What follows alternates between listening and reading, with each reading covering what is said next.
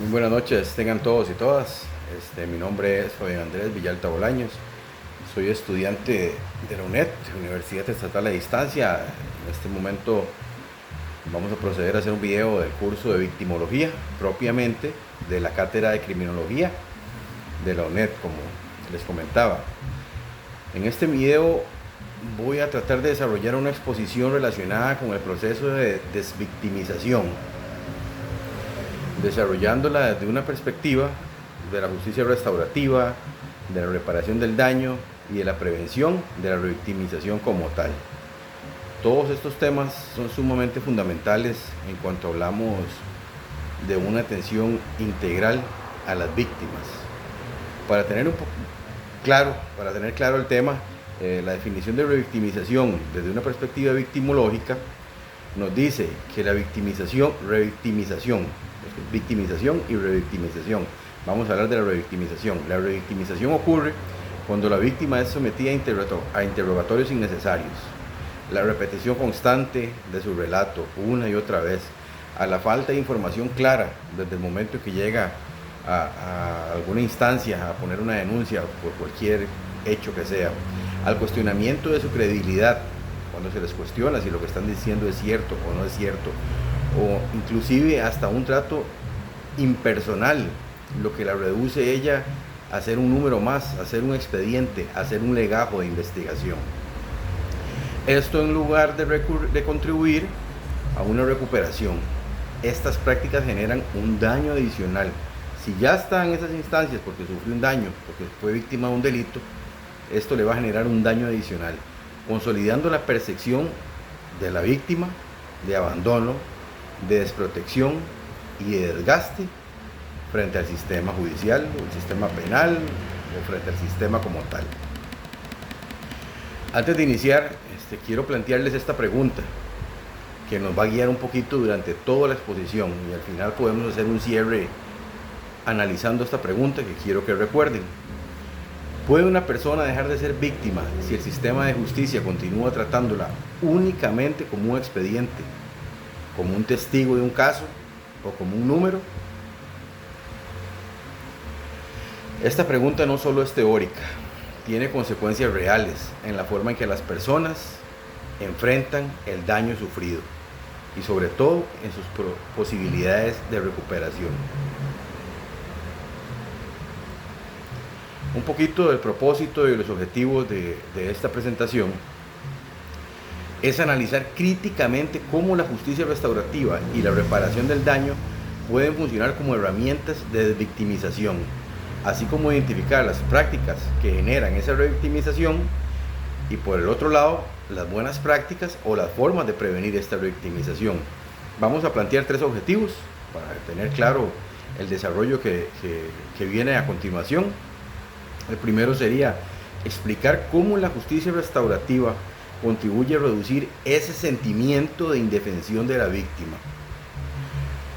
El segundo objetivo sería analizar el papel de la reparación del daño en la recuperación emocional.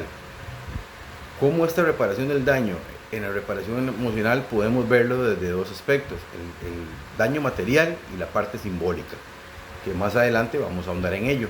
Y por último, el tercer objetivo sería identificar aquellas prácticas institucionales que generan revictimización y, sobre todo, muy importante, señalar aquellas buenas prácticas para evitarlas y aquellas buenas prácticas que se pueden copiar o aquellos modelos que se puedan copiar para evitar la revictimización. Ok, vamos a iniciar el primer bloque abarcando un poquito lo que estábamos hablando del objetivo 1. Okay, vamos a hablar de la justicia restaurativa como una herramienta de desvictimización. Okay, tradicionalmente el sistema penal de nuestro país, el sistema penal de Costa Rica, se ha construido desde una lógica punitiva. ¿Qué quiere decir esto? Una lógica centrada en el castigo al infractor y en la violación de la norma jurídica. En otras palabras, históricamente, el sistema de justicia costarricense se ha enfocado más en castigar al delincuente que en darle una atención adecuada a la víctima. Por eso decíamos en la pregunta inicial, es tratada como un número, como un testigo, como un legajo de investigación. En este modelo la víctima suele quedar relegada a un papel secundario, suele quedar relegada a un segundo plano, limitada en muchas oportunidades simplemente a una función probatoria. ¿Qué quiero decir con esto? A probar el delito, a una función de probar el daño. ¿Para qué? Para castigar a la persona que lo cometió. La lógica punitiva. Ok, ¿cómo reduce la indefensión de la víctima esto? Yo siento que uno de los principales aportes de la justicia restaurativa es la reducción del sentimiento de indefensión. ¿Por qué?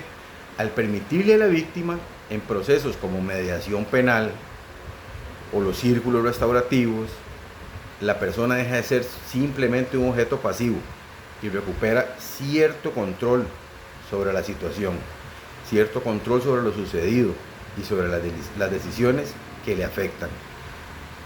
Por decirlo de otra manera, se ve involucrada en el proceso y se siente parte de, no excluida. Algunas herramientas restaurativas podríamos mencionar, entre las principales de estas podríamos encontrar los círculos restaurativos, los acuerdos de reparación y la mediación penal.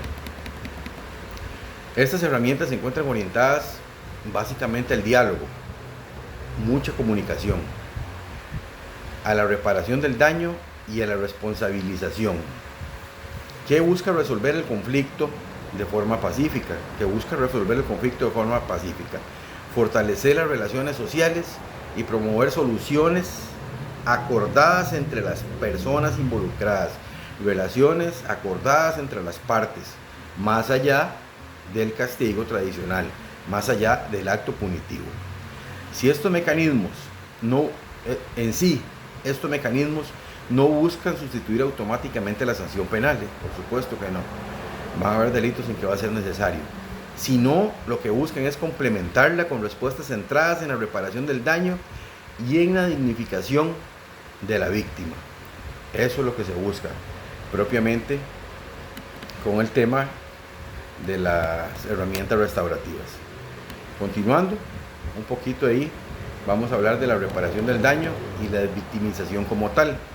La reparación del daño en sí es un elemento central en los procesos de desvictimización, ya que reconoce que existió una injusticia concreta que afectó a una persona real, a una persona de carne y hueso, no a una máquina. Algunos tipos de reparación que se pueden dar,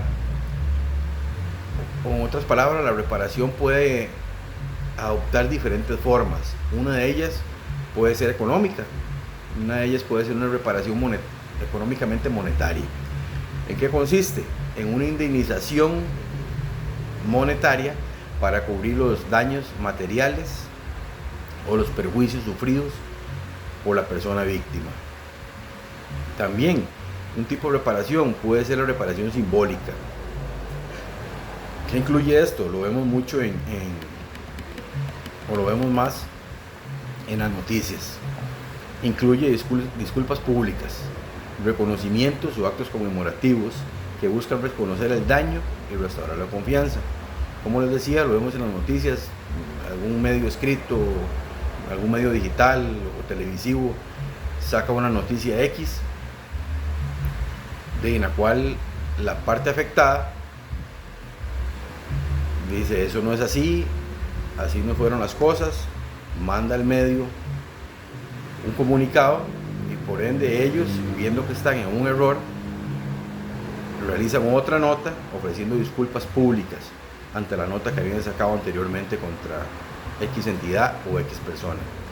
Y otro tipo de reparación puede ser las medidas de satisfacción. ¿Qué son las medidas de satisfacción? Son aquellas acciones orientadas a restituir la dignidad y los derechos vulnerados. Por ejemplo, el reconocimiento de responsabilidad o compromisos de no repetición, que no se va a volver a repetir esto.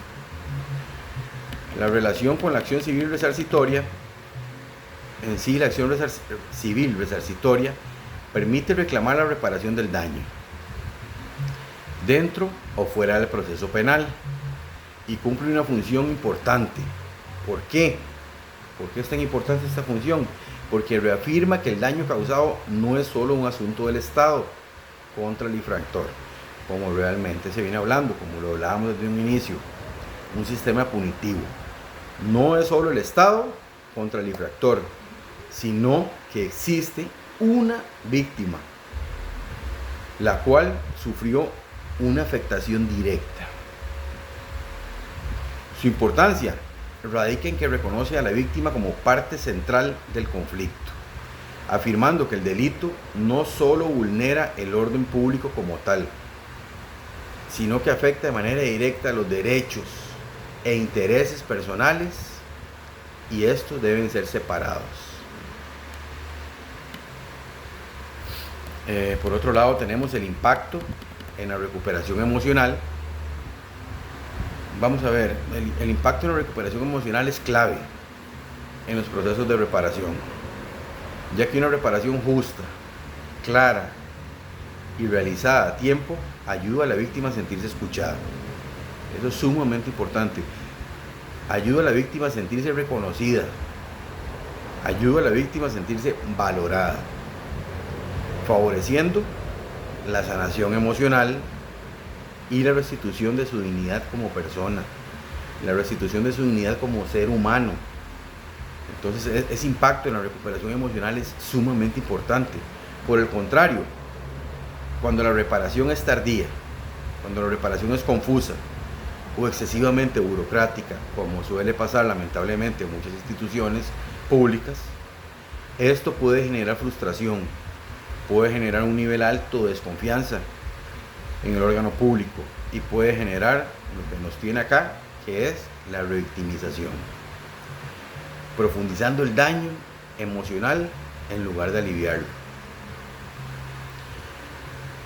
Ok, el tema sí es un poco fuerte en realidad, porque la revictimización es algo que se da, lamentablemente es algo que se da, es algo común en la actualidad en nuestros sistemas, y que se debe abordar desde una perspectiva integral en todos los ámbitos. ¿Cómo podemos prevenir esto? ¿Cómo podemos prevenir la revictimización como tal?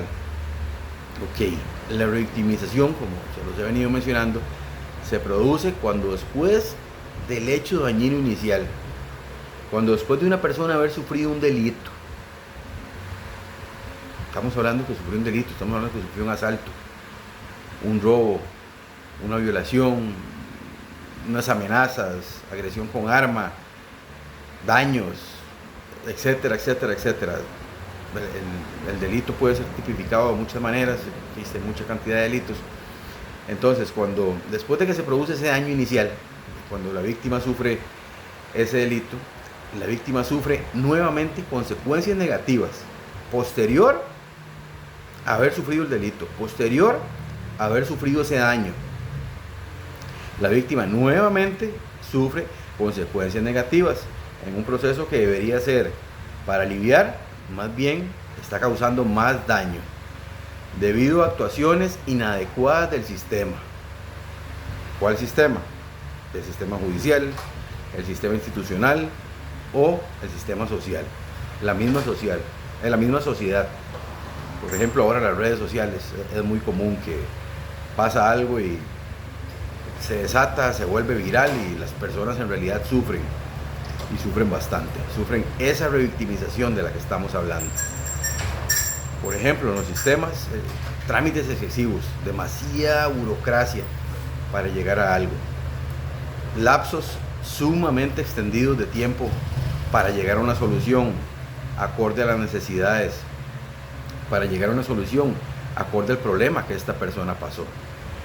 Muchas veces se da un trato insensible, falta de información, no se les explica bien, no son claros a la hora de decirles, ok, el proceso inicia desde que usted sufrió el daño, se pone una denuncia, se investiga, posteriormente pasa al Ministerio Público, a la Fiscalía analiza, acusa, pasa al juez, eso va a llevar un tiempo, pero va a ser un tiempo aproximado de tanto. Muchas veces falta ese tipo de información, o sean retrasos injustificados. Hablemos de meses o hasta años para brindar algún tipo de solución. ¿Qué pasa con esto? Profundiza el daño a nivel interno, a nivel mental, a nivel psicológico. Profundiza el daño en lugar de repararlo. Y esta vez por el propio sistema que debería haberla protegido. Revictimizamos. Okay. ¿Qué prácticas, ya que estamos hablando del tema, qué prácticas generan este tipo de revictimización? Bueno, vamos a ahondar un poquito en la materia, y algunas de las prácticas revictimizantes más comunes son interrogatorios múltiples o innecesarios. Vamos a poner un ejemplo. Una persona pone una denuncia en la policía o a la fuerza pública porque sufrió algún tipo de delito, y la fuerza pública atiende. Ok, entonces llegó a fuerza pública, indicó lo que le había pasado, que fue víctima de un delito, explicó con lujo y detalles qué fue lo que pasó.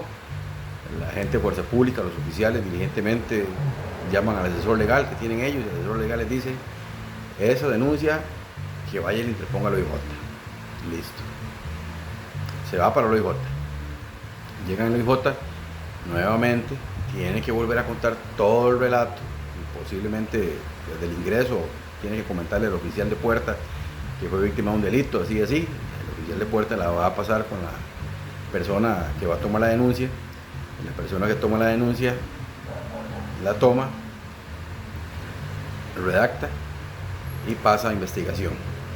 Se entrega al investigador, el investigador posiblemente le queden algunas dudas, llama a la parte ofendida nuevamente, otra vez a relatar lo que le pasó.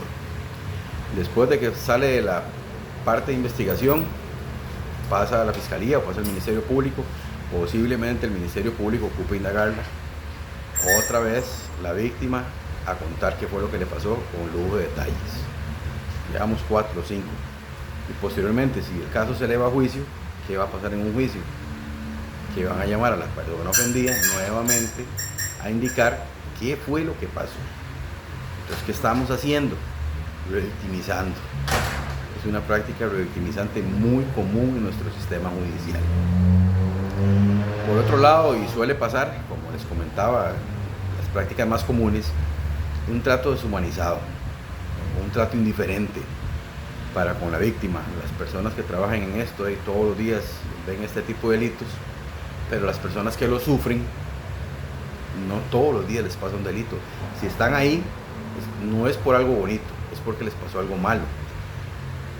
Por citar otro ejemplo, una víctima acude a una institución a denunciar un delito y el funcionario no la escucha con atención, está con el teléfono, sí, está bien, o está atendiendo el correo, o viene alguien y le habla, no le presta atención, o minimiza su relato, puede decirle con un tono frío, o le dice frases como, por ejemplo: eso pasa todo el tiempo, que es lo mismo que les digo, o en realidad ese hecho no es tan grave, sin mostrar ningún tipo de empatía ni brindar información clara.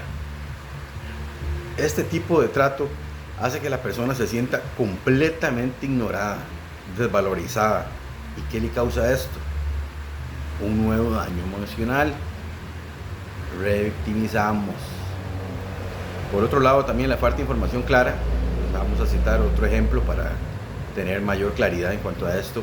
Cuando una víctima inicia un trámite judicial y no se le explica desde un inicio de forma sencilla cuáles son los pasos del proceso, cuáles son sus derechos, a quién acudir en caso de un nuevo hecho, o simplemente para darle seguimiento al caso, obligándola a regresar varias veces a la institución o a descubrir la información por sus propios medios, por su propia cuenta. Esta falta de orientación, esta falta de amor por lo que se hace, genera confusión, genera ansiedad y de cierta manera genera depresión. ¿Qué produce? un nuevo daño. ¿Sí? Revictimización. Por último, podríamos hablar también de otro tipo que sería la estigmatización o cuestionamiento del relato de la víctima, que yo siento que también podría ser una práctica común. Por ejemplo, cuando una autoridad o algún funcionario policial o judicial pone en duda la credibilidad de la víctima, podría utilizar frases como, por ejemplo, ¿está segura que eso es así? ¿Usted está segura que eso ocurrió así, como usted me lo está diciendo? O podría decirle, bueno, si ya pasaron 3 días, o 4 días, o una semana, o 15 días, o un mes, o más, ¿por qué no denunció antes? ¿Por qué viene a denunciar hasta ahora? O podría decirle, tal vez fue que usted malinterpretó la situación, sobre todo con la parte de delitos sexuales. ¿Malinterpretó la situación usted o las cosas son así? Entonces, ¿qué hace esto? Sugiriendo que la persona exagera, o sugiriendo que la persona, que la víctima, de cierta forma es responsable en lo que está pasando. Esta estigmatización y este trato desvaloriza su experiencia y refuerza el daño emocional, revictimiza. Ok, vamos ahora a darle vuelta a la página y vamos a hablar de buenas prácticas para evitarla. ¿Cómo podemos evitar esta revictimización? Okay. Para prevenirla es necesario implementar lo siguiente. Dependiendo del delito o de los hechos como tales, se le podría brindar un acompañamiento psicológico continuo. Y no estoy hablando de una cita inicial, cuando pasó el delito, listo, la abordamos con un psicólogo y cumplimos. No. Un acompañamiento psicológico continuo en los casos que así lo ameriten. En los casos que tengan algún tipo de traumatismo, violencia física, violencia psicológica, violencia emocional, aquellos que tengan secuelas persistentes en las personas, que no puedan dormir, que pasen vigilando por las ventanas, por ejemplo, que tengan esa sensación de miedo, esa sensación de inseguridad. Cuando la víctima se encuentra en situación de vulnerabilidad o cualquier otra, se le puede dar ese acompañamiento psicológico continuo, darle seguimiento a la víctima. Ya que hablamos de información clara y accesible, desde un inicio, cuando la víctima acude a una institución y el personal explica de forma clara, de forma sencilla, sin ningún tipo de tecnicismo, cuáles son sus derechos, los pasos del proceso y posiblemente los plazos, y entrega a esta persona información escrita o contactos de referencia, mira, cualquier cosa puedes llamar a este número, contactos de referencia, asegurándose además que la persona haya comprendido la información, sumamente importante, y sabe a dónde acudir en caso de dudas. Esta práctica, ¿qué hace? Fortalece la confianza de la víctima, reduce ese estado y esos niveles de ansiedad en los que se encuentra, y previene sobre todo la revictimización. Correcto. Cuando se les da un trato digno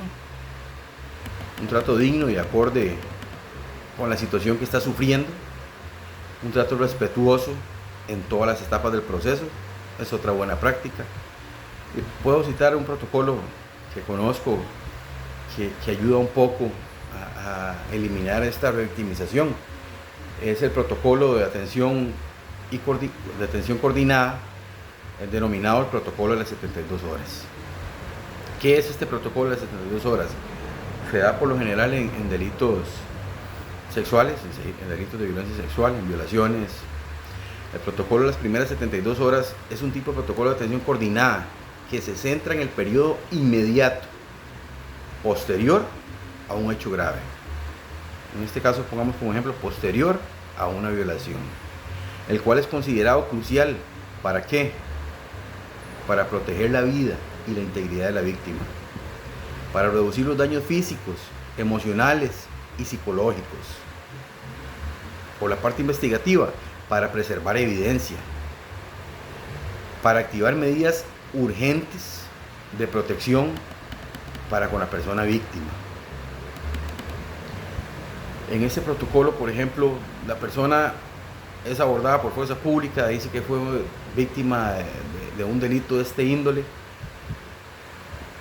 no nos diga más nada, vamos al hospital, en el hospital se recibe a la paciente, listo, desde ahí se activa el protocolo de las 72 horas. Y ya se hace acompañar por psicólogo, se hace acompañar por trabajo social, se hace acompañar por un fiscal que es el que va a tomar la denuncia, se hace acompañar por personal de OIJ que es el que va a investigar, todo de una sola vez, sin necesidad de esa repetición y repetición y repetición que hablábamos al inicio. Entonces yo siento que este protocolo es una buena práctica que se puede implementar no solo en delitos de índole sexual, sino, si fuera posible, en todo tipo de delitos para evitar la revictimización. Ok, vamos a hacer un cierre porque ya me extendí un poquito hablando, es un tema muy rico y claramente un tema de que motiva a estudiar, motiva a aprender. A lo largo de la exposición hemos visto que la desvictimización como tal no es un hecho automático, no es algo que pase de forma espontánea, algo que pase porque tiene que pasar, ni siquiera es una simple consecuencia del castigo al agresor. Se trata de un proceso humano, progresivo e integral, que requiere justicia restaurativa, como ya lo hablamos, que requiere la reparación del daño, como lo vimos, y sobre todo la prevención real de la revictimización. La verdadera justicia no se mide únicamente en sentencias condenatorias. Un modelo punitivo no se mide solamente con eso, no se mide en cuántas personas hay encerradas en una cárcel, sino en la capacidad del Estado y de la sociedad como tal, de nosotros, de acompañar a la víctima hasta que deje de serlo, hasta que deje de ser víctima, hasta que vuelva a la normalidad, hasta que se reintegre a la sociedad, restituyendo su dignidad, su autonomía y su proyecto de vida. Cerramos. Volviendo a la pregunta inicial, ¿puede una persona dejar de ser víctima si el sistema de justicia continúa tratándola únicamente como un expediente, como un testigo o como un número estadístico? ¿Qué dicen ustedes? ¿Okay? Podríamos pensar que una persona difícilmente deja de vivir como una víctima si el sistema de justicia continúa tratándola como un expediente, como un testigo, como un número, como un legado de investigación, porque en ese enfoque se ignora su dimensión humana, se ignora su dimensión emocional. La superación de esta condición de víctima no depende únicamente de una resolución legal, no depende del fallo de un juez, no depende de una condena, sino del reconocimiento del daño sufrido, del respeto a la dignidad humana y de la atención que la escuche y sea comprendida. Cuando el sistema limita procedimientos formales y despersonalizados, no repara el impacto profundo del hecho vivido y por el contrario, puede perpetuar el sufrimiento, puede perpetuar la revictimización. Solo un sistema que coloca a la persona por delante, solo un sistema que coloca a la persona en el centro, que le informa, la acompaña, la trata con empatía, puede contribuir verdaderamente a que deje de ser vista y deje de sentirse como víctima y con ello logre recuperar su autonomía, su bienestar emocional, su bienestar psicológico y vuelva a ser una persona normal, por decirlo de alguna forma. Muchas gracias por la atención.